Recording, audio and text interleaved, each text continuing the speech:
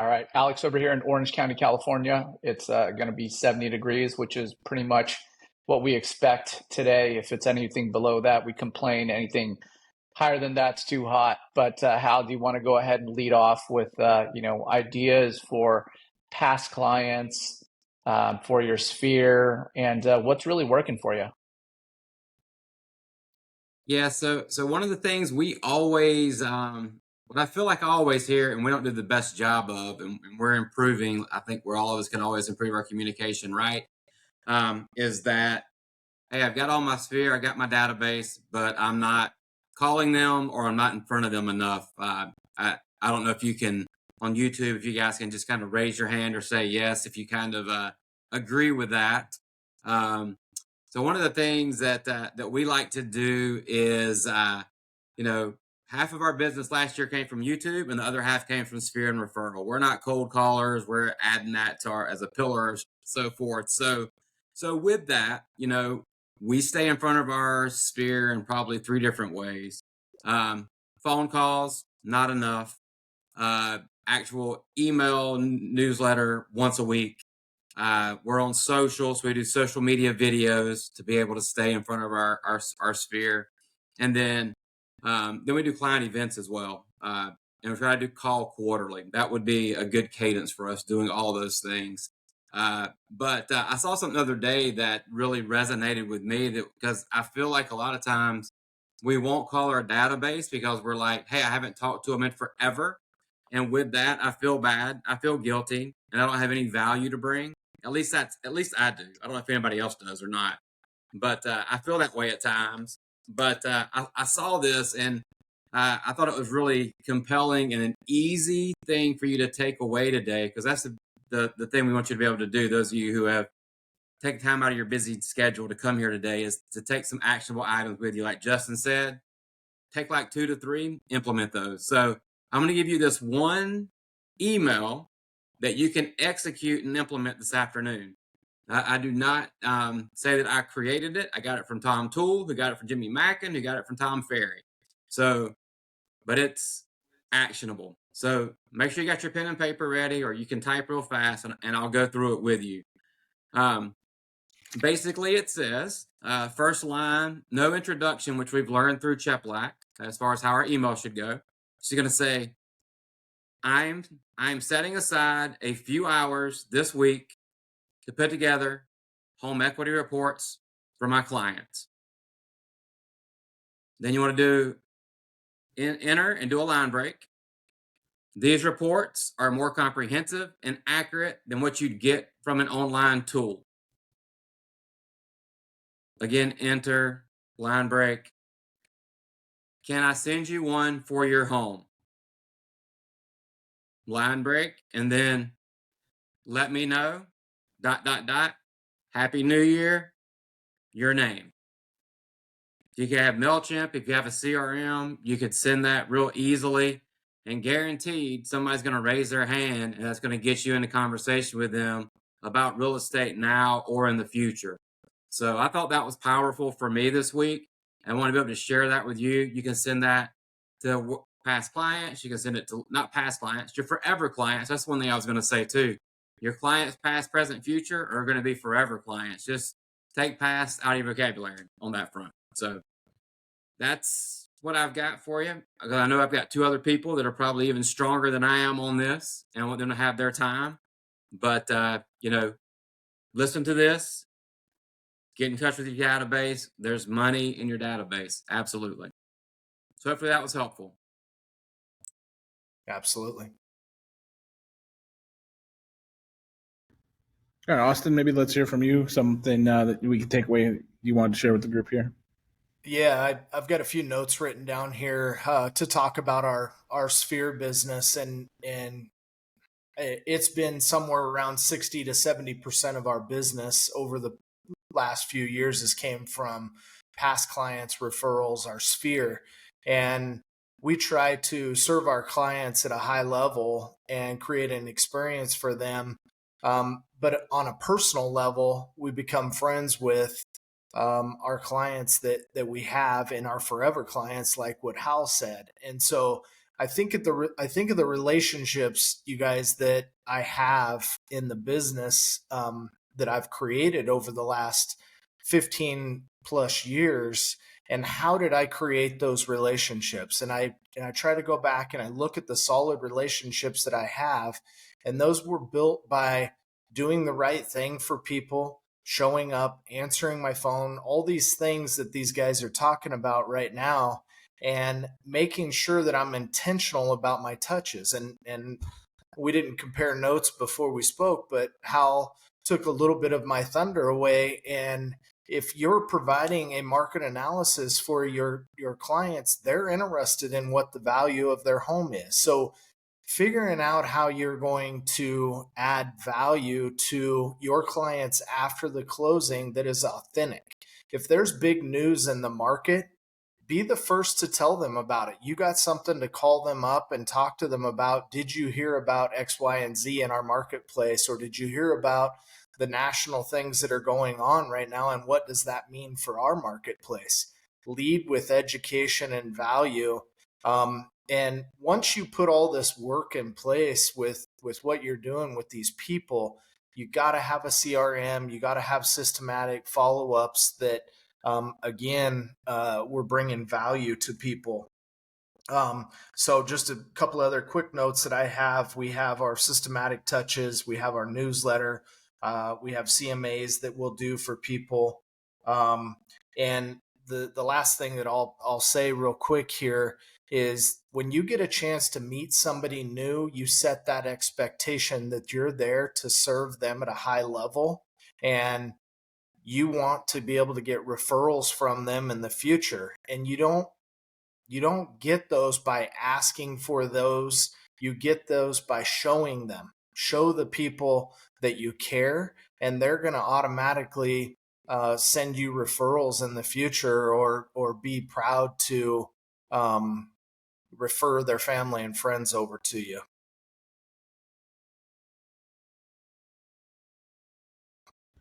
Definitely. Alex, That's you all. want to go? Those are great points there. Yeah. One thing with the referral, and I want to ask, all of you guys before Alex gets started here, is how do you, I do a strong emphasis, and especially on our team, on teaching our past clients and our SOI how to refer us. Is there anything you do with that would be something you can take away, kind of like easing into that conversation about the best way to refer?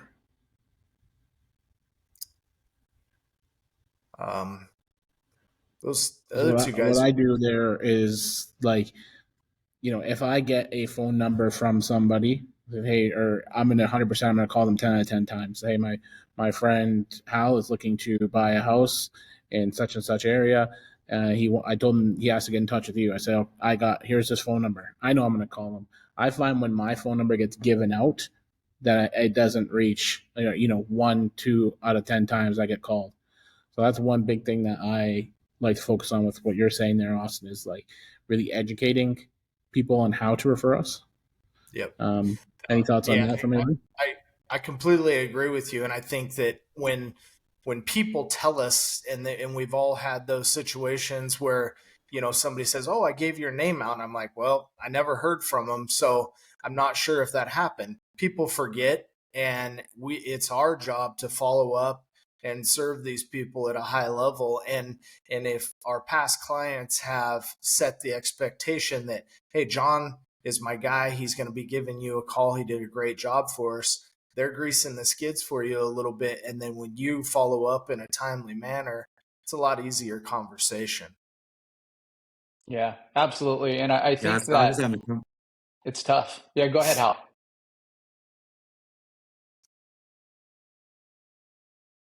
Okay.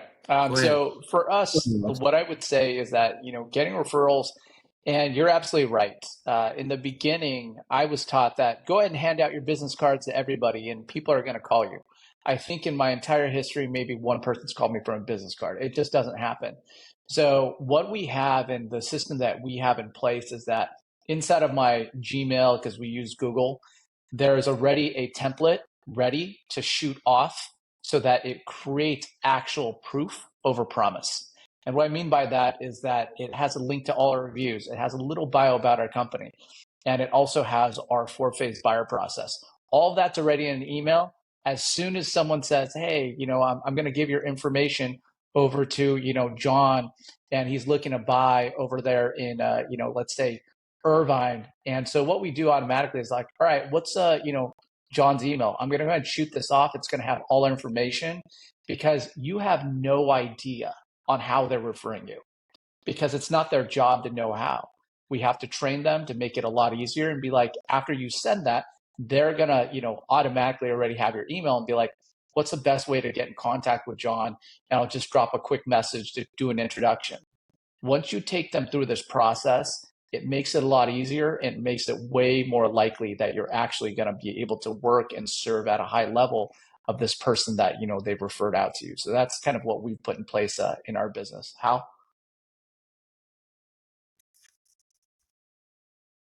Yeah, I was going to say the same thing. It's like you have to train your friends, your family, your sphere, whoever is in your database that you've got a good relationship with, and you want to continue to do more business with like-minded people.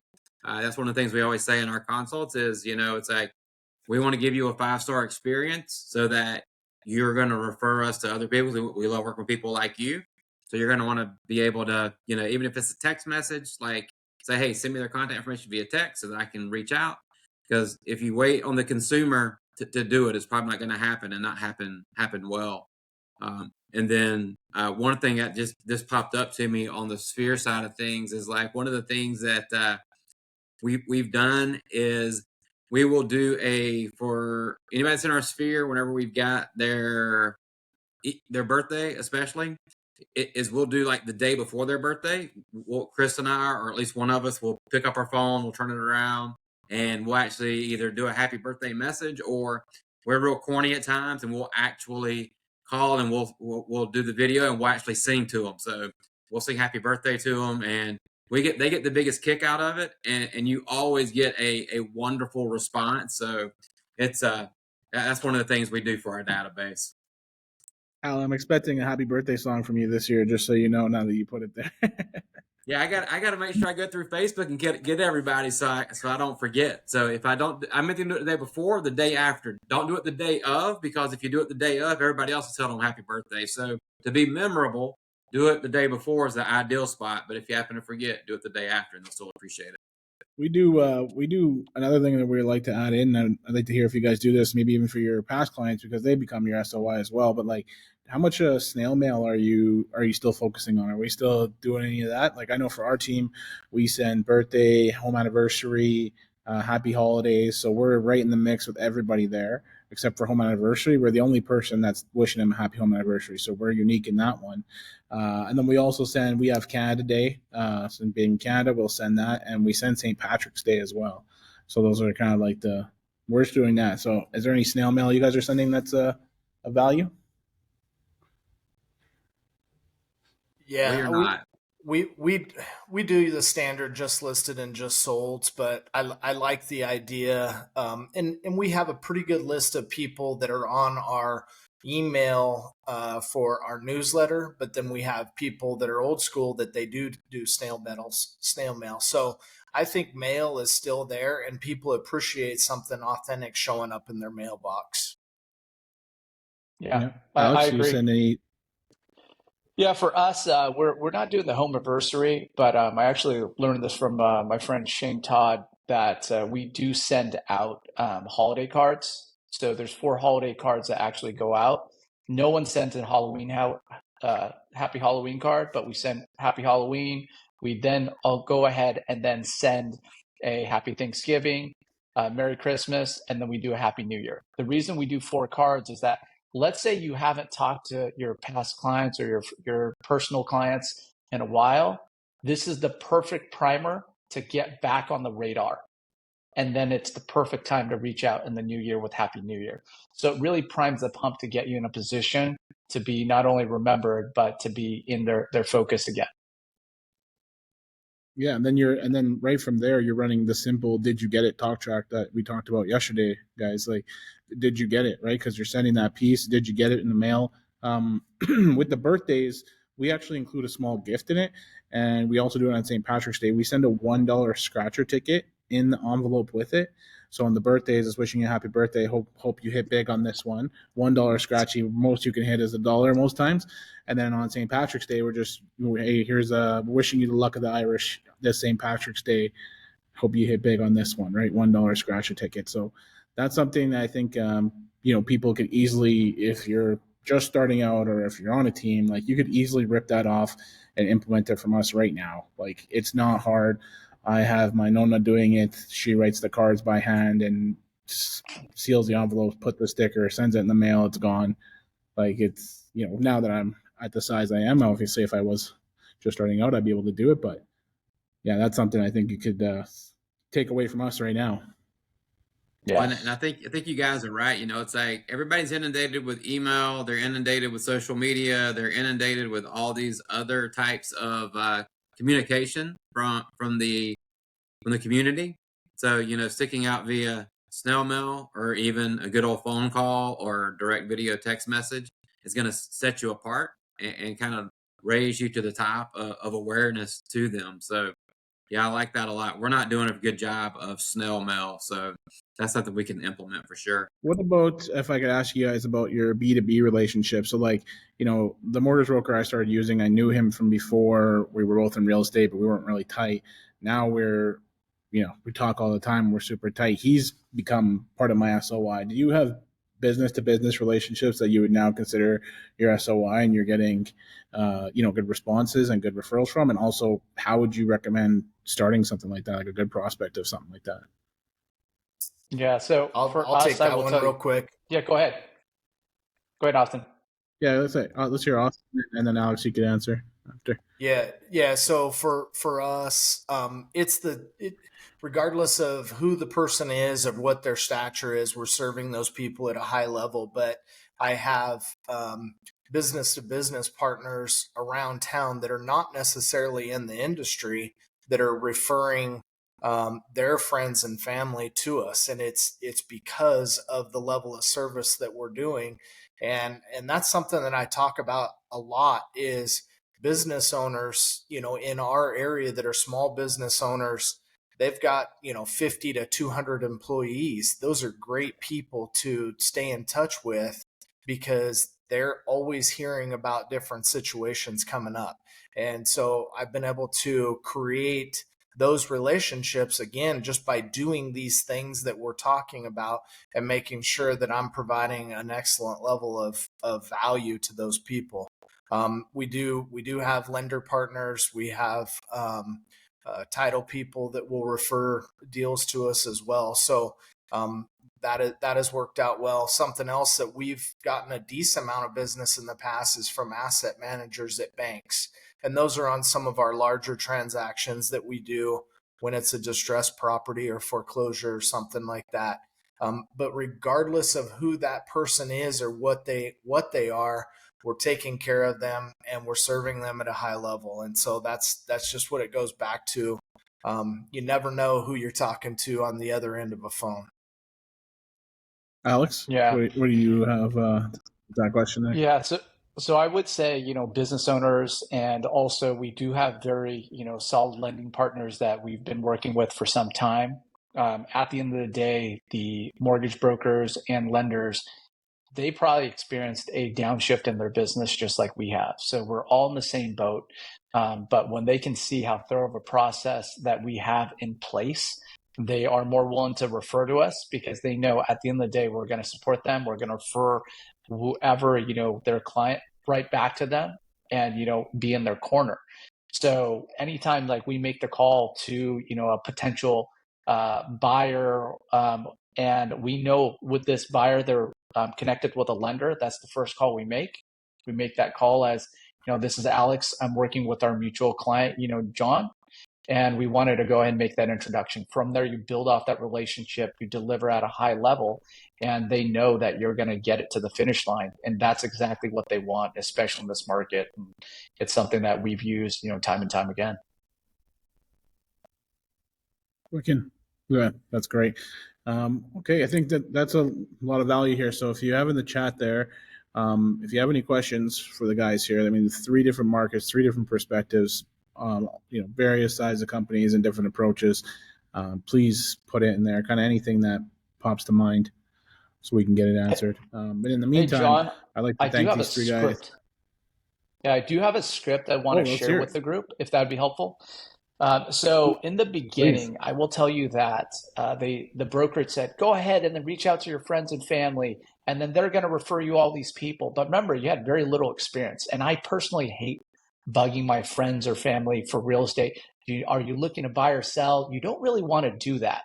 So everyone knows ROI, return on investment. But what I'll do is I'll share with you the script that we used to actually generate more listing opportunities in the last year than we ever have in our 10 years of being in business. So really the acronym is going to be RRI, reason, relevance, invitation. So you want to understand the reason for your call, the relevance of it, and the invitation. So for us, the call for our past clients is this. Hey, John, I had some new clients in my office and they're looking through my past sales history and they fell in love with your house. I know I would have probably heard from you if you're thinking of selling, but I did promise that I would reach out. But hey, have you had any thoughts of selling, or if any of your neighbors are thinking about moving? Because I have this really cool couple that I think should be your neighbors. So that's what we use for our past clients that we haven't connected with effectively at some level, because that at least opens that door. And it also presupposes that if they're thinking about buying or selling, that they would reach out to you. So that sets the framework for that. And when it comes to our sphere of influence, the call that we make is that, hey, this is a quick business call, John. Do you have 30 seconds for me? We have one client, and I immediately thought of you because they're looking to buy a home in and around your neighborhood. And I promised them this one thing. If you knew of anyone considering renting or selling your home, have you heard anything in the neighborhood chatter by chance? That's all you want to do, because what happens is that you're going to build your database. You're going to remind them that they're in real estate. But since you led off with the reason for your call, the relevance of the call with who you're working with, and also the invitation to interact, it actually sets the stage for more opportunities. Last year, we did generate 11 listings off of this, majority from past clients. But the same thing that Hal mentioned, that email to go out to your database, we have 6 inquiries. 2 people are thinking about moving. And then on that snail mail point, John, we also mailed it out at the same time. So we got 2 responses from the mail. They may not check their email enough, but you have to be in their inbox in multiple channels to get the most effective success in your business, especially in this time where, most markets are down. There's opportunities for us to, build our business on the way up. Definitely. That's a great one. I think that's an automatic implement for me. And going into this busy market, I know, like with interest rate news and everything, that's probably a very timely conversation. So Alex probably just made you guys a bunch of money if you implement right there. I'm not gonna lie. I'm not gonna sugarcoat that. You're making money. Austin, did you have any closing thoughts? We have one question here. I'll get to that, but No, I appreciate all the insight, and I wrote a couple things down myself. wicked. And Hal? I was just going to say, piggybacking off of Alex and Austin, people love systems, processes, and being well taken care of, right? So if you do those 3 things for your clients, then you're going to get referrals, you're going to get that repeat business, and you're going to have other people in the community that see that you're doing that. We've won multiple opportunities just because we have a process, or because it's so overwhelming for people who are not in the industry to comprehend and to make it through this emotional roller coaster called real estate, right? So if we can be the calm through our systems and processes, that allows them to have that exemplary experience. And then you're going to be golden from that point forward. Just got to stay in touch with them consistently. What will help tremendously as well. So that's my parting shot.